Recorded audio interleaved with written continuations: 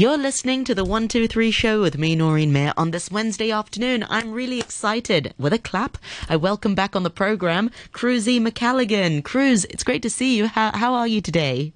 It's good to see you too. Oh, I'm buzzing after Hong Kong's silver medal win in the 200 meters.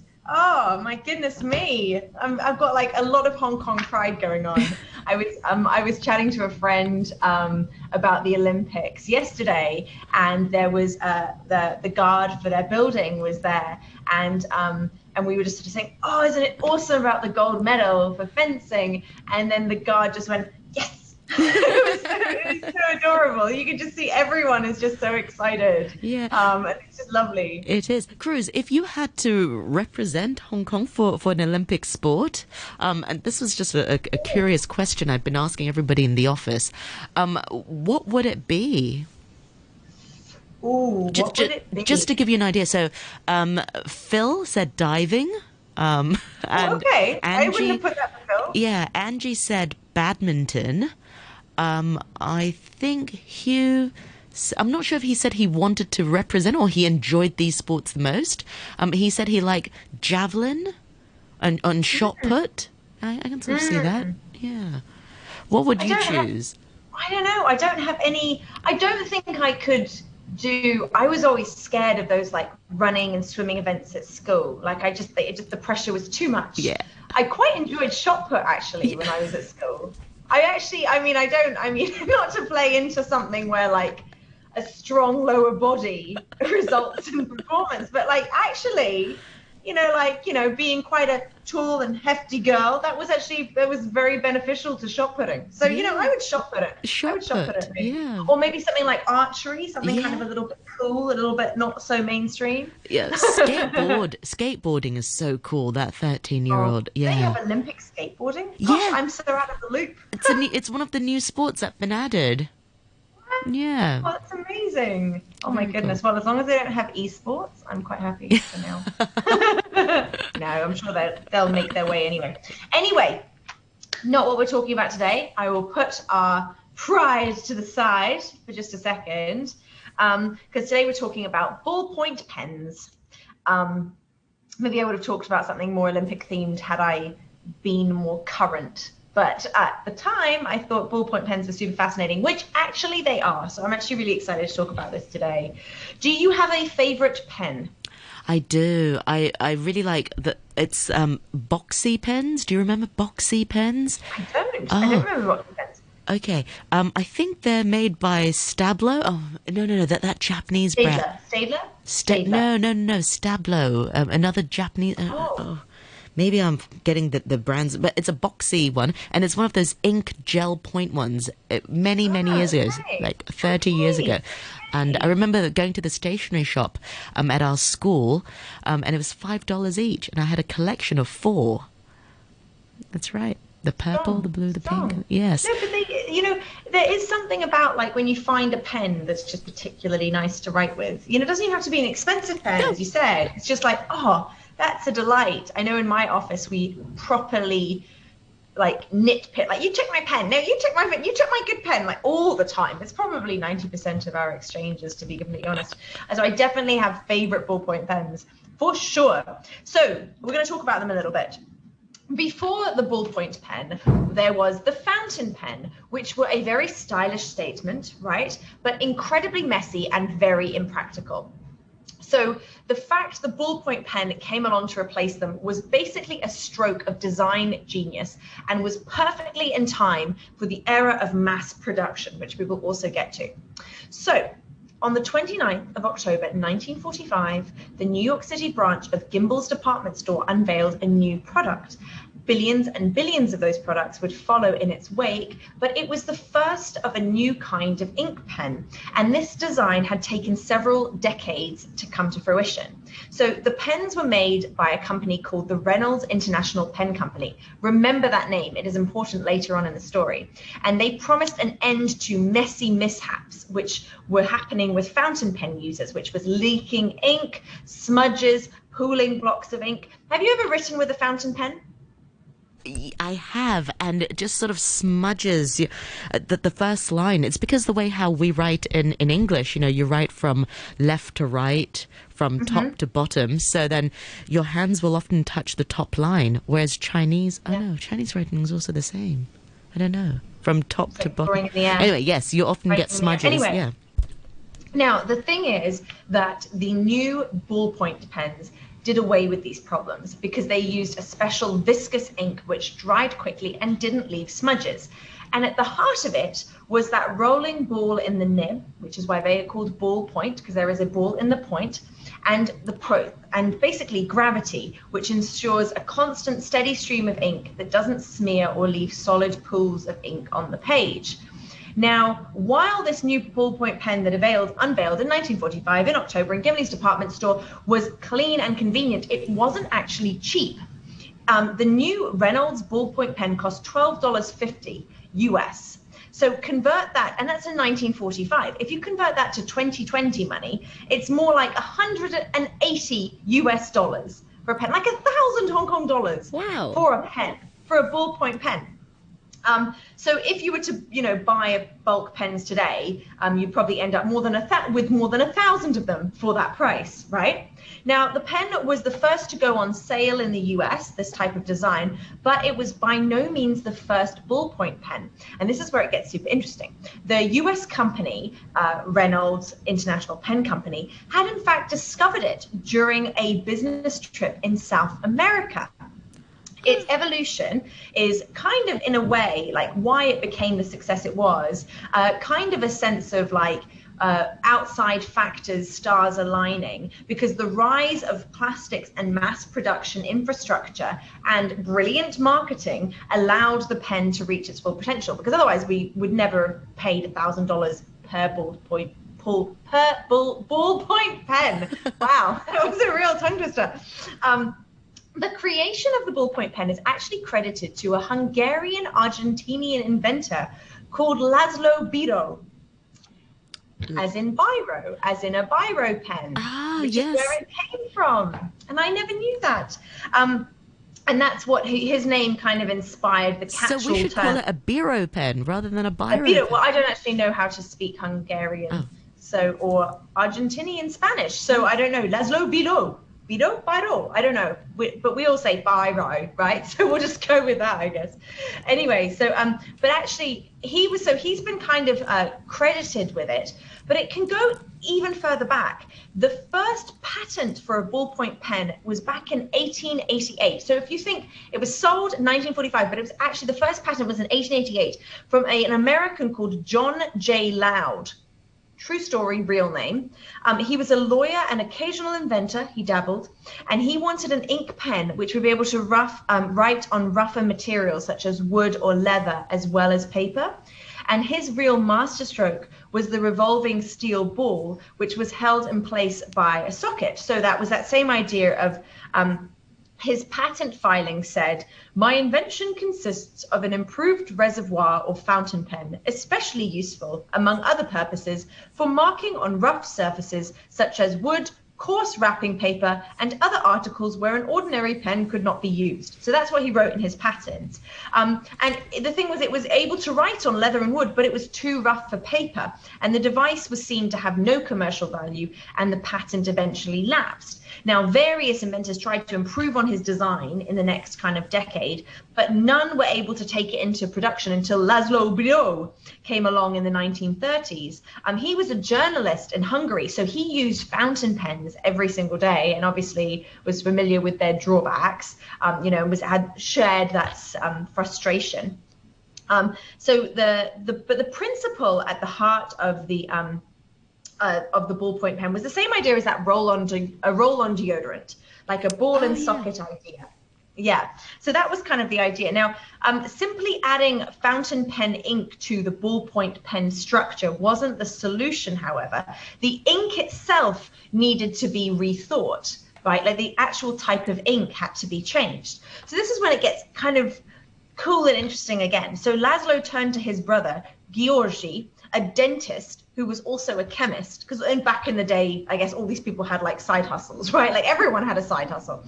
And Laszlo had realized the ink used in fountain pens was too slow to dry. And what he needed was something more like the ink used in newspapers.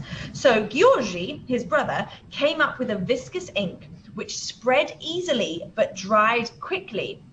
And it used far less ink than the spotting of a fountain pen.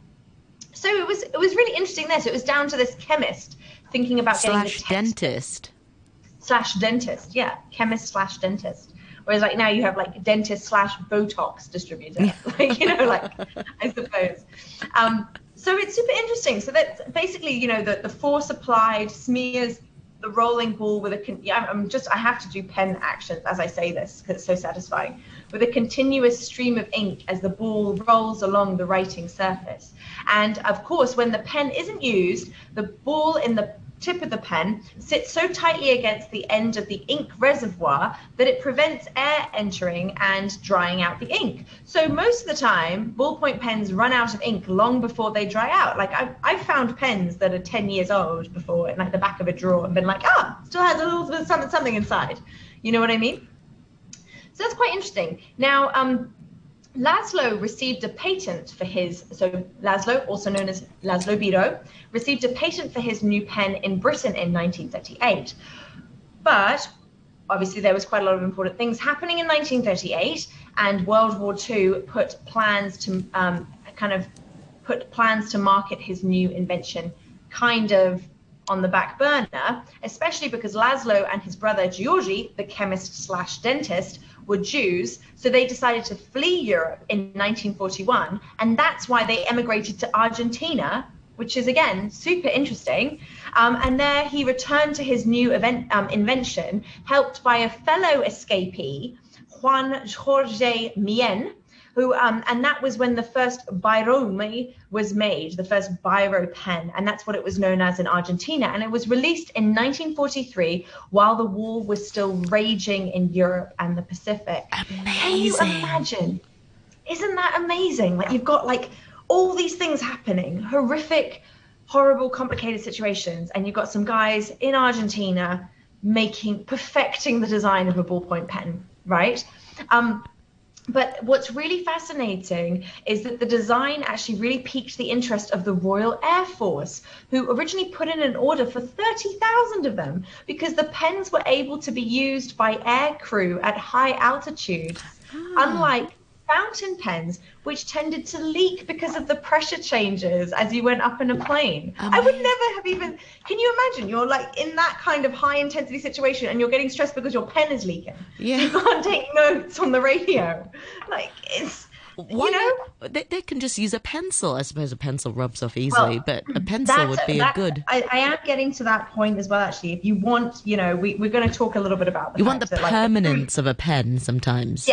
Yes. So a truly cheap writing implement would be a pencil. But I guess, what if it, you're up there in the plane. And then sweat. Sharpening it and sweating it. Yeah, I don't know. Maybe it's not, you can't really read it unless it's like a good solid 6B or something like that.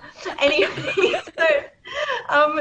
so the original pen was pretty much little known outside of its South American home in Argentina.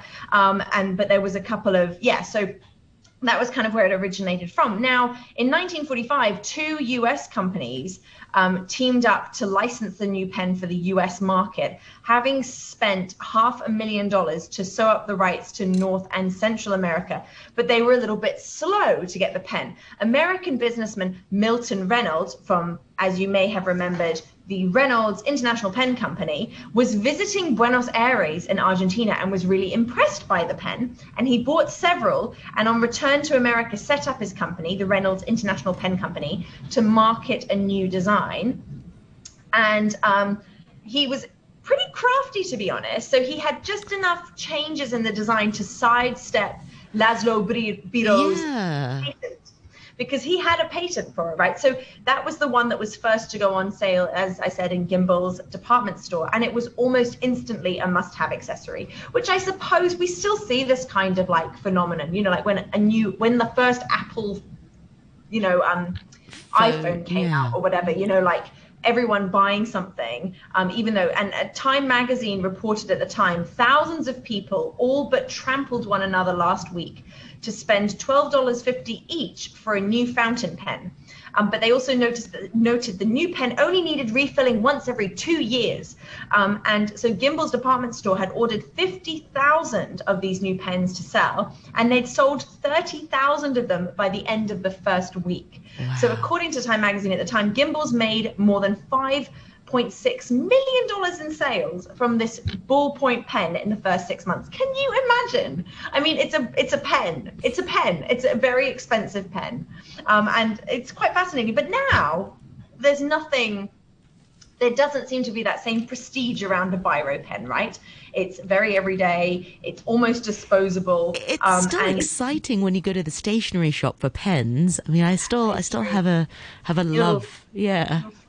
Little flutter. It is nice. You try them. Do you remember there used to be a stationery shop in Pacific Place, like when we would have been kids? Yes, do you remember? I do remember. Yeah, and they had I remember as a kid, and they have like little post-its next to all the pens. They did. And you could try them. Yeah, and you'd be like, oh, I like this one. Oh, I couldn't buy that one. Was it opposite McDonald's? Well, it was. Yeah.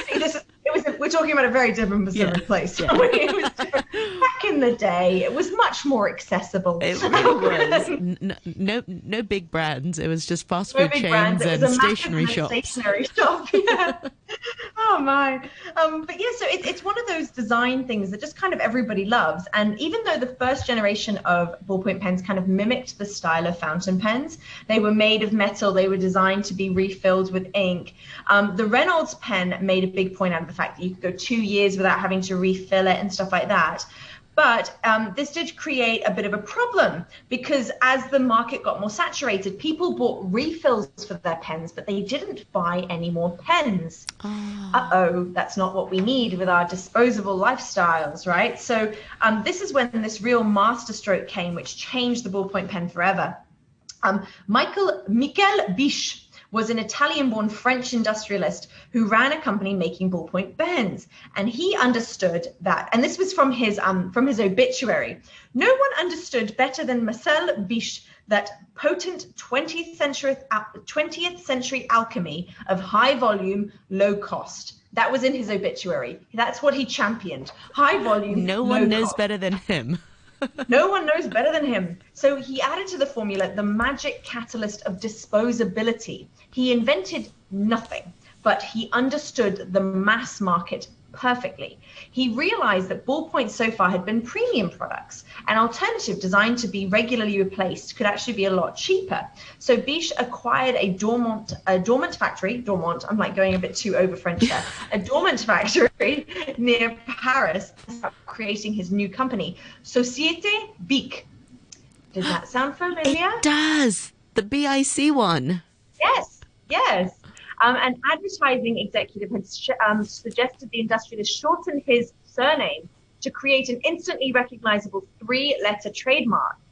The company's trademark logo, the Bic Boy, had a smooth, featureless orb as a face, a reference to the metal ball in the point of the pen. And so it was the Bic Pen Company.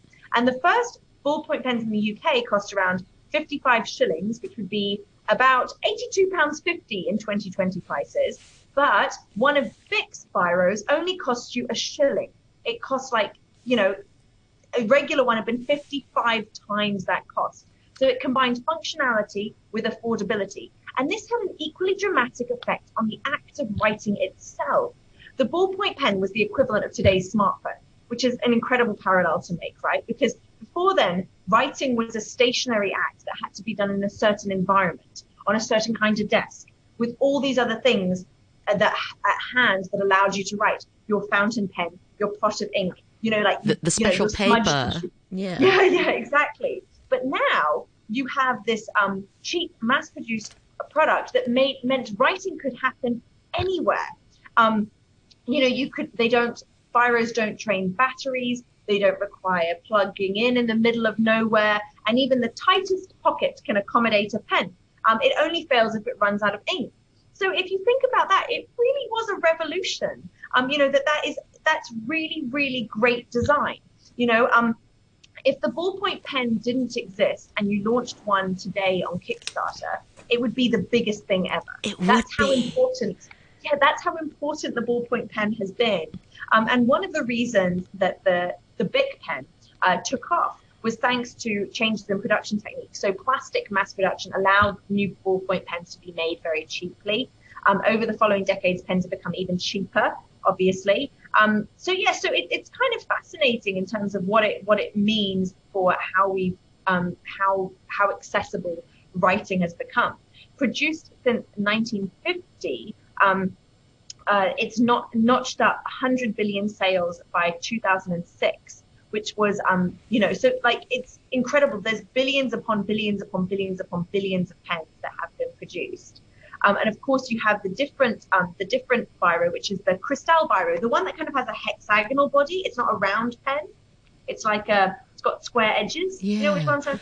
Yeah. Are they more ergonomic for you to hold? Yes, they're easier for you to hold. That's what makes it easier to grip. Yeah. So it's super fascinating. They said you have to look at the effect that a biro had on different civilizations as well. They look a lot at the effect the Bic biro had on Africa. It was marketed by Bic as something very modern, and it really transformed African society because there wasn't a way for people to write easily before the Bic pen. Now, that's not to say that many African countries and cultures weren't incredible at language and communication and oral history and everything else. But here you have a tool, it's literally a tool that's enabling you and people around the world to kind of democratize the ability to write in an affordable way. So the billions upon billions of cheap ballpoint pens made by various manufacturers since the 1950s have another lasting legacy, unfortunately, which is the fact the disposable nature of them has created an enormous amount of plastic waste. So more than 1.6 billion pens are thought to be thrown out every year in the US alone. So that's not every country on the planet.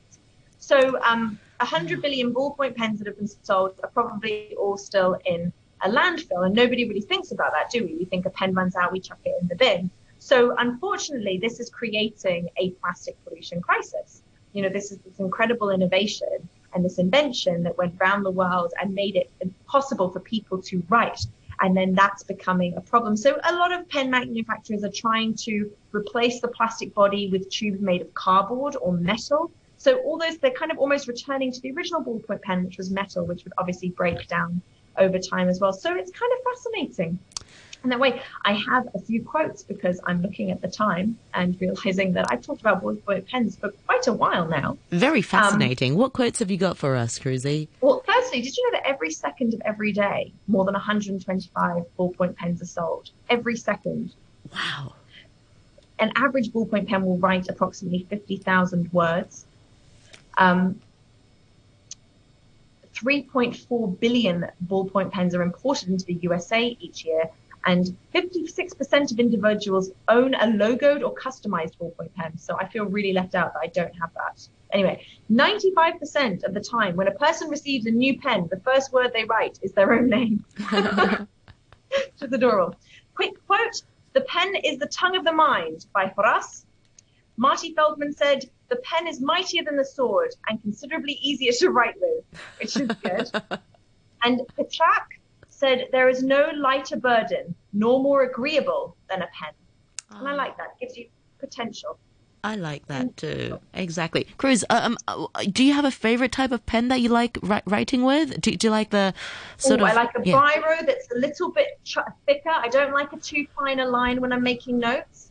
I like a bit of thickness and a bit of weight, a girth, if you like, with the pen, because otherwise I find it doesn't feel as impactful. And I like an ink that's a little bit dark, like quite a dark black, not a light black. You know what I mean? Some come out kind of a dark grey. I feel like I'm being shortchanged there. Wow, very specific. I also like a thicker line as well. 0.7 or 0.8 is my preference. You know how those pens on the pen lid often gives you how thick the line is. 0.5 tends to be a standard in Hong Kong. I think because it's better for writing Chinese characters, actually. Oh, yeah. So it's a bit finer. You know what I mean? I bet that would be, yeah. So anyway, you've got more strokes to fit in per character. Yeah. Oh, yeah, that's a very interesting point. Yeah. Fascinating. Anyway. Yes. Well, Cruz, as usual, I learned a lot from you. Thank you so much for your sharing on ballpoint pen and the history of it. I shall look at my biro differently from now on. Thank you.